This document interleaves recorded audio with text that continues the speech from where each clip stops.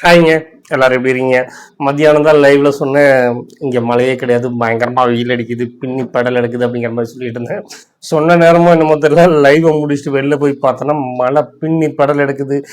மழை, காத்து, மின்னல், இடின்னு பட்டையை கிளப்பிட்டு இருக்கு. சரி, அதை விடும். அதை விட ரொம்ப முக்கியமான விஷயம் பார்த்தீங்கன்னா தமிழ்நாட்டு அரசியலுங்க. இன்னும் ஒரு நாள் தான் இருக்கு தேர்தல் முடிவுகள் தர இருக்கு. பட் எக்ஸிட் போல் வந்ததுலேருந்தே எல்லாருமே பரபரன்னு இருக்காங்க. நிறைய பேர்த்துக்கு ஸ்ருதி குறைஞ்சிருச்சு. நிறைய பேர் அவங்களுடைய பேச்சுக்களில் மாற்றங்கள் வர ஆரம்பிச்சிருது. யாருமே பேசாத இளையராஜாலாம் இப்போ வந்து விஜய்க்கு ஆதரவாக ட்வீட் போடுறாரு, இது என்னோட மாதம் அப்படின்னு திருசா பேச ஆரம்பிச்சிருக்காங்க. விஜய் கோயில் கோயிலாக மதம் ஜாதி மதம் எதுவும் பார்க்காம கோயில் கோயிலாக அலைஞ்சிட்டு இருக்காரு. டிஎம்கேவா இருக்கட்டும் ஏடிஎம்கேவா இருக்கட்டும் எல்லாருமே ஒரு மாதிரியான ஆழ்ந்த அமைதியில் இருக்காங்க. எப்பவும் போல நமக்கு எதுவுமே கிடைக்காது அப்படின்னு தெரிஞ்சாலும் கூக்குரல் இட்டுகிட்டே இருக்கக்கூடிய நாம் தமிழர் கட்சி கூட இப்போ அமைதியா இருக்கு. நாம் தமிழர் கட்சியோட ஓட்டுகள் பறிபோகுது அப்படின்னா அதுக்கு ஒரே காரணம் விஜய ரொம்ப கேவலமா எதிர்த்த சாட்டை துரைமுருகன் அவர்களால் தான். அவரை அடக்கி வச்சிருந்தா அட்லீஸ்ட் அவர்களுடைய வாக்குகளாவது சேமிக்கப்பட்டிருக்கும். அதுவும் இல்லாமல் போயிடுச்சு அப்படிங்கிறதா நிச்சயம். இன்னொரு பக்கம் என்னன்னா ஏடிஎம்கே கூட்டணி அமைக்கும் போது யாருக்கும் நிறைய பேர்த்துக்கு பிடிக்கல. ஏன்னா விஜய் வந்து ஏடிஎம்கே கூட்டணியில விட்ட கல் தான். எங்க கூட ஆட்சி கூட்டணி வச்சிங்கன்னா ஆட்சியில் பங்கு தருவோம் அப்படிங்கிற மாதிரி சொன்னார். அதை நம்பி எல்லாருமே போவாங்க அப்படின்னு நினச்சிட்டு இருந்தாரு. ஆனால் யாருமே போகலை. பட் அந்த வார்த்தையை துருப்புச்சீட்டாக எடுத்துக்கிட்டாங்க. டிஎம்கே கிட்ட பேரம் பேசினாங்க. டிஎம்கே எப்படியும் நாம தான் வந்துடுவோம், விஜய் பற்றி அவங்க ஒரு அண்டர் எஸ்டிமேட்டில் இருந்த ஒரே காரணத்தினால நாம தான் வந்துடுவோம் அப்படிங்கிற ஒரு நம்பிக்கையில் அவங்களும் எக்கு தப்பாக பேசி ஒரு வழியாக பண்ணிட்டாங்க. ஆனால் களத்தில் யாரும் உழைக்கலை அப்படிங்கிறத விடுதலை சிறுத்தைகள் கட்சி தலைவர் திருமாவளவன் பச்சையாகவே சொல்லிட்டாரு. எங்களோட சில தொகுதிகளில் திமுகவோட ஆதரவு இல்லை, அவங்க இறங்கி வேலை பார்க்கல அப்படிங்கிறதையும் சொல்கிறாரு.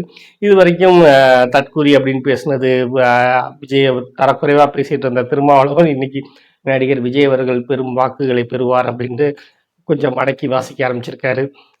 அண்ணாமலை ஆரம்பத்துலேருந்து சப்போர்ட் பண்ணியிருந்தாலும் இப்போ வந்து வலுவாகவே தெளிவாகவே சப்போர்ட் பண்ணுறாரு. விஜயை நீங்கள் குறைச்சி மதிப்பிடாதீங்க, அவர் தான் ஜெயிப்பார்னு ஆரம்பத்துலேருந்தே சொல்லிட்டு இருந்தேன். இன்னைக்கு அதுதான் நடக்க போகுது அப்படின்னு பேச ஆரம்பிச்சிருக்காரு. கம்யூனிஸ்ட் கட்சிக்காரங்க எங்களுக்கு அங்கீகாரம் இந்த இடத்துல கிடைக்கல அப்படின்னு புலம்ப ஆரம்பிச்சிருக்காங்க. பிரேமலதா அவன்லாம் சின்ன பையன், லாலிபப் சாப்பிட்ற பையன் விஜய் கிண்டல் அடித்தவங்க இன்னைக்கு தேர்தல் முடிவு வரட்டும் அப்புறமா பார்த்துக்கலான்னு அடக்கி வாசிக்க ஆரம்பிக்கிறாங்க. எல்லா சைட்ல இருந்துமே விஜய்க்கான தூண்டில்கள் போட ஆரம்பிக்குது. விஜய் இதுலேயும் தெளிவாக தான் இருப்பார் அப்படிங்கிறத நம்ப முடியுது.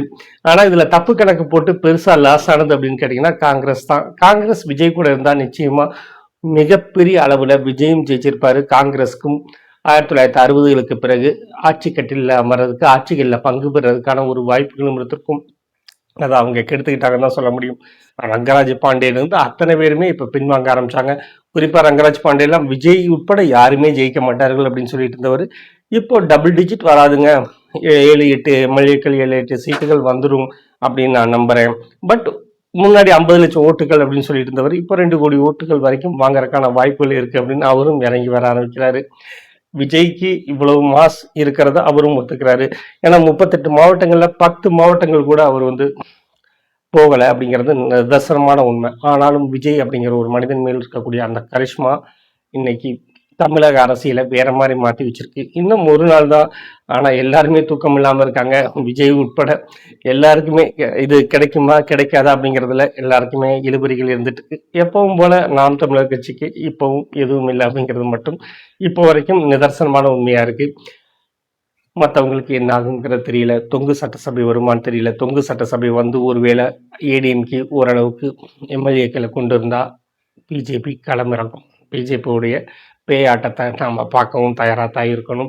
இல்லை குதிரை பேரங்கள் நடத்தி டிஎம்கே ஆட்சிகளை கொண்டு வருமானு தெரியல.